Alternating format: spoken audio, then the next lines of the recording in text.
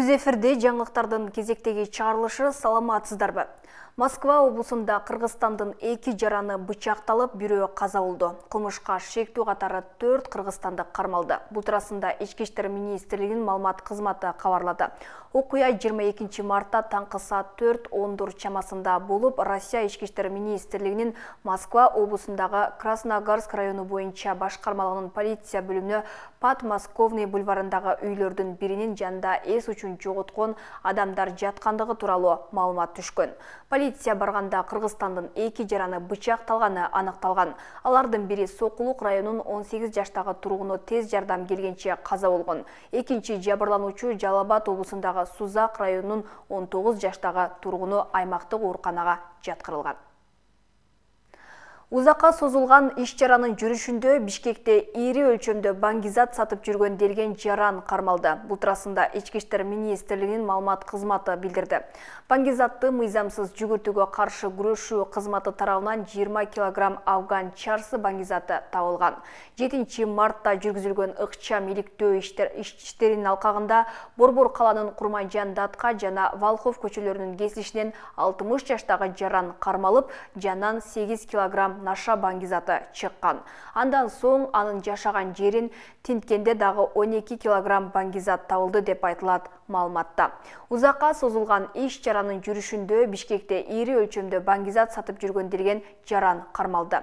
Бул факт боюнча Кылмыш жаза кодексинин 282 беренесинин баңгизат каражаттарын, психотроптук заттарды жана алардын окшошторун сатуу максатында мыйзамсыз даярдоо негизинде кылмыш иши козголгон.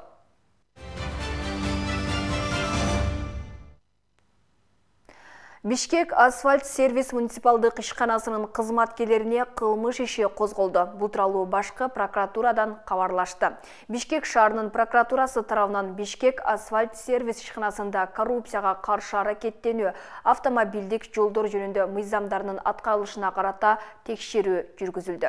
Текшерүүдө 2019-2020 жылдар аралыгында Бишкек мэриясынын жана Бишкек асфальт сервисинин жооптуу кызмат адамдары өз кызмат абалынан кыянаттык менен пайдаланышып, конкурс өткөрбөстөн жана тиешелүү документтери жок туруп, үчүнчү жактын эсебине 7,624,319 сомду мыйзамсыз которуу менен өндүрүп алышкан. Аталган факты боюнча Бишкек шаардык прокуратурасы тарабынан Кылмыш жаза кодексинин 337 беренеси кызмат абалынан кыянаттык менен пайдалануу жана 210 беренеси ишенип берилген мүлктү ыйгарып алуу же которуу менен кылмыш иши козголуп, тергөө амалдары жүргүзүлүүдө. Ош облусунун аймагында укук бузуулардын алдын алуу боюнча мыйзам, тартип жана жоопкерчилик аталышындагы форум өткөрүлдү. Бул форумдун максаты коомдук алдын алуу борборлорунун жумушун жандандыруу жана алардын көйгөйлөрүн чечүү. Облуста жалпы 90дон ашуун коомдук алдын алуу борборлору иштейт. Бирок ага карабай кылмыштуулукту алдын алып, үй бүлөлүк зордук зомбулуктарды жоюуда коомдук алдын алуу борборунда аксакалдар соту, аялдар кеңеши, милициянын аймактык тескөөчүлөрү менен биргеликте жарандардын арыз даттанууларын кабыл алышып, иш алып барышат. Алар жергиликтүү калкка көйгөйлөрдү чечүүдө практикалык жардам көрсөтүп, укук бузуулардын алдын алууга багытталган жолугушууларды уюштурат. Иш-чаранын соңунда КААПтын иштеген тажрыйбалуу кызматкерлеринин сунуш пикирлерин кабыл алуу менен резолюция кабыл алынды.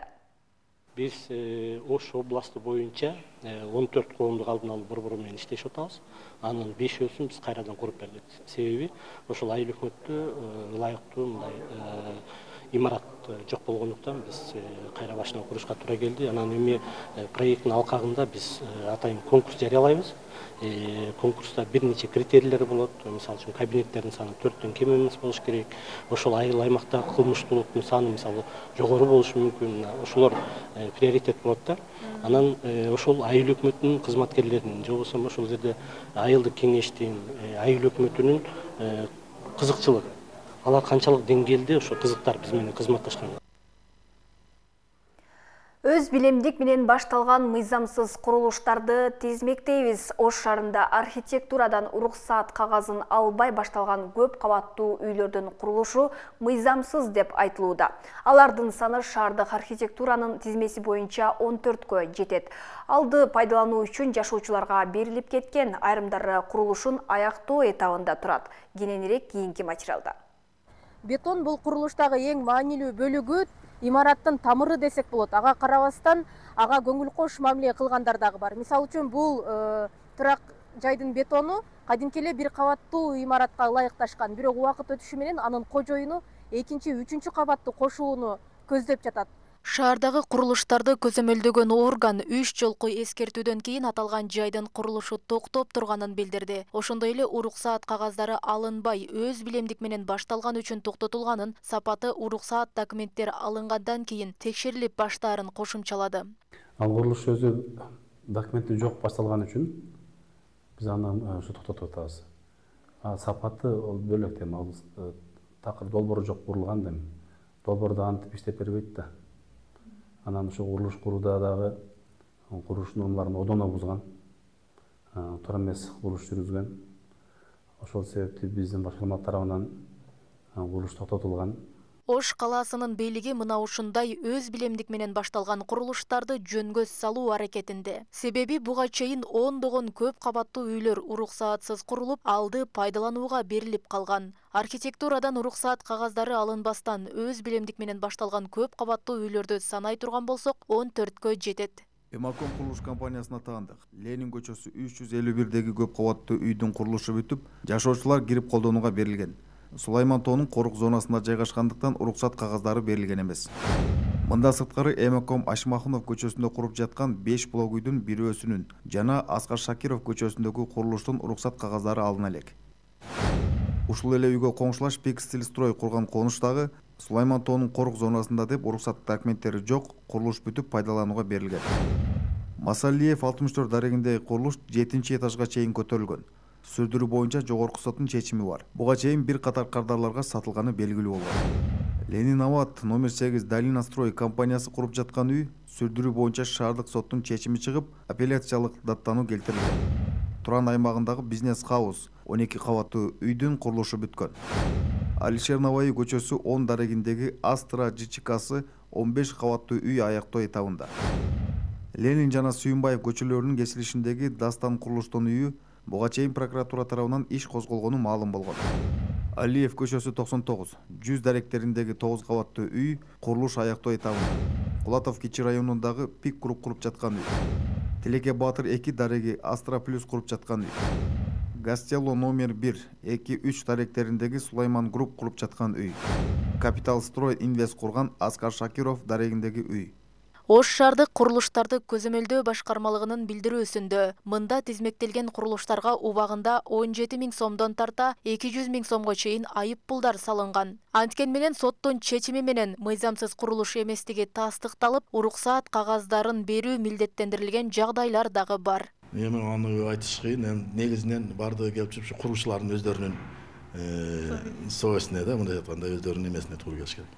Эгерде айтып атпайм, бир эле жердин туура эмес кетирип койгон болсо, ал здание эртең бир күн баары бир ушул нерсе болот. Ал жер титиресе душар болот. Мисалы үчүн Бишкектеги былтыргы эмен билесиздер, үстүдөгү плита түшүп кетип канча эмеге болду. Ошол туура эмес проекттин кармабагандыгынан болуп жатат. Мисалы үчүн айтайлы, мына плиталар 6 метр болгон болсо, ошол остон оско чейинки ошону проектисин туура коюшубуз керек. Кээде отклонение болуп калып остон оско чейинки 6 метр болбой калышы мүмкүн. Анан отклонение болуп 1 сантиметр деп айтабыз, а бирок 5-этажга барганда ал 10 сантиметрге отклонение болуп кетиши мүмкүн да, жылып кетиши мүмкүн. Ошондуктан уровеньди сактап калыш бул негизги милдет болот.